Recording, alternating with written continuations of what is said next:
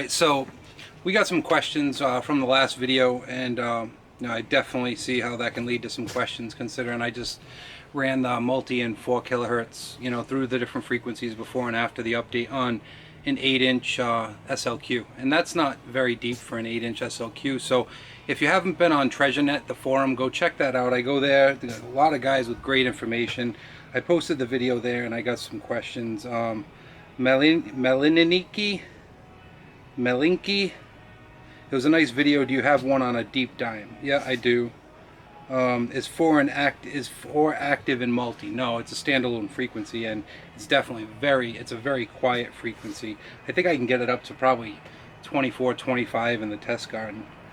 How does it do on iron? I'll show that today as well. SLQ at 8 inches, Smokey the Cat. Smokey, he's got a lot of knowledge too. He's a Deus guy.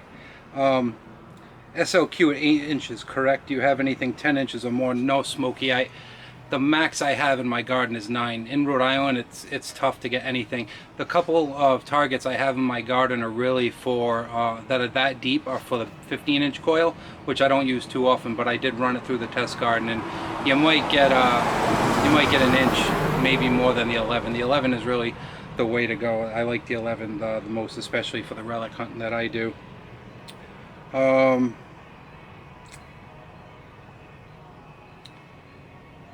Do you have an 8-inch Merc? Yeah, I have a 9-inch Merc that I'll show you guys today.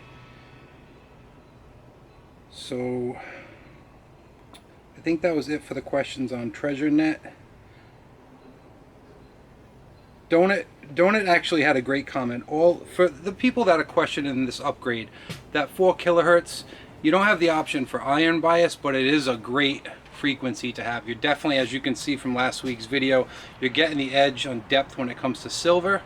But a lot of things. So what I noticed yesterday at a park is that 4 kilohertz is a lot of things ring up high. So that's a struggle with it. And that 4 kilohertz likes iron too. It doesn't have the iron bias setting. So, but Donut put it really good in TreasureNet. All upgrades are improvements. The 3.0 is a standalone frequency, and you can switch off it whenever you want. And 3 does seem more stable. That's all true. Definitely good feedback there.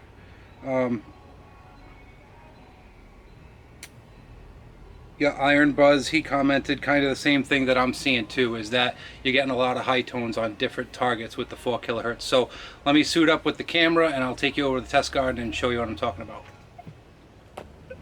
Alright, here is a 9-inch Merc in multi, sensitivity 20 because of EMI. You can hear it chirping a little bit.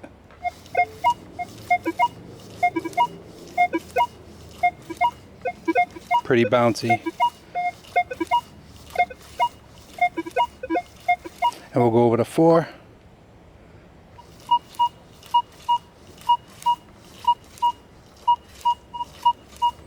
So 4 definitely hits that better. This is a 9-inch large cent. Barely hits this. A couple of these targets here, I got them right on the edge of detection for the 15-inch coil. Really struggles with that. I can bump it up a little higher. Let's try 22. Might be a little unstable. Yeah. A little better, but EMI is killing it. So let's bring it down to 20. Let's go to 4.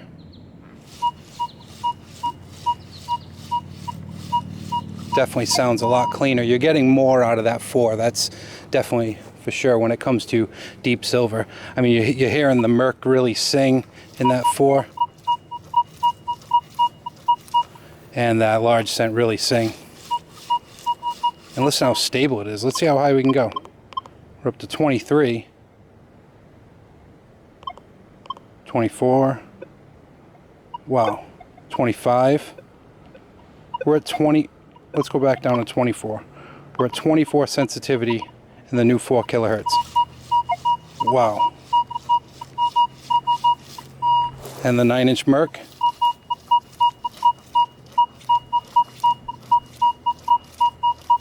Okay. A couple people asked for a recovery test too. How is it in iron? So we'll do a couple parts of that. I got a couple of colonial nails there with our copper penny and a dime in between. So we'll do both. Let's go to multi first. Multi's really good at separating. Now, because I have it so high, there's the EMI. So we're going to turn that back down.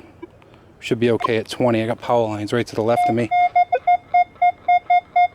And multi finds that dime, finds that penny. Let's go over to 4 now.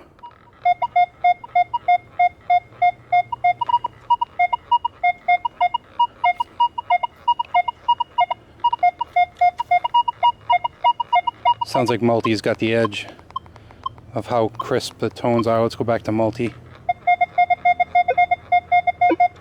Now let's pull those out of there. Now let's see if it's falsing at 4 on them in multi or in 4 kilohertz. A little off the edge there.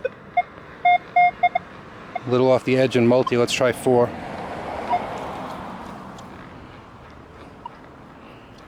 Nope, 4 is really quiet. Go back to multi.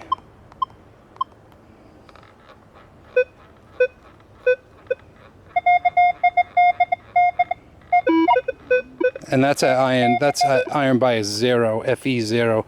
Let's take it off my user profile. Now this is stock Park 1. It'd be probably nice. Nope, getting a little bit. Okay. I went out on a park hunt yesterday for the first time. My last video I showed the deep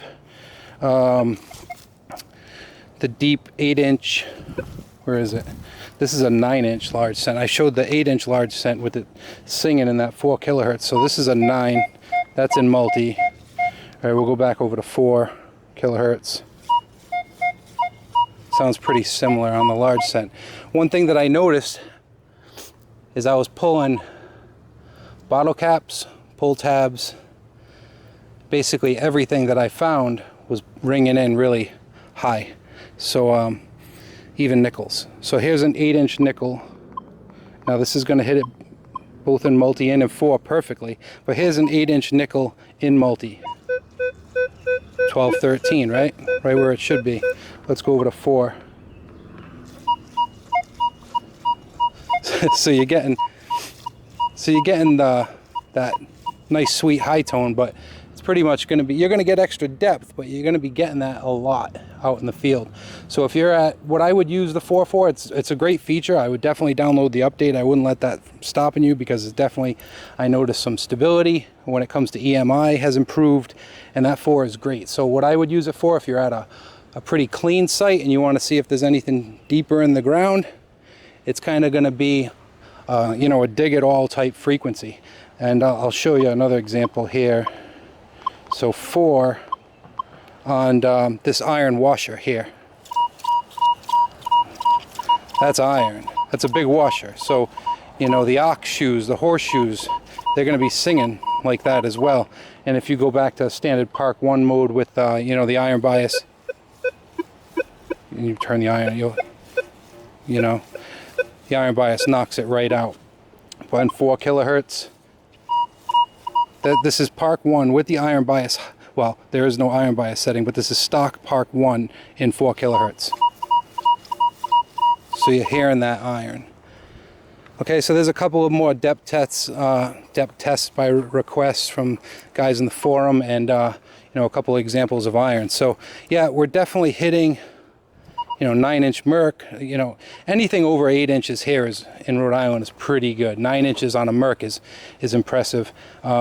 And that 4 does hit it well, but you have that one drawback there, that a lot of these targets are going to be singing out at you, like this nickel, that 8-inch nickel. All right, thanks for watching.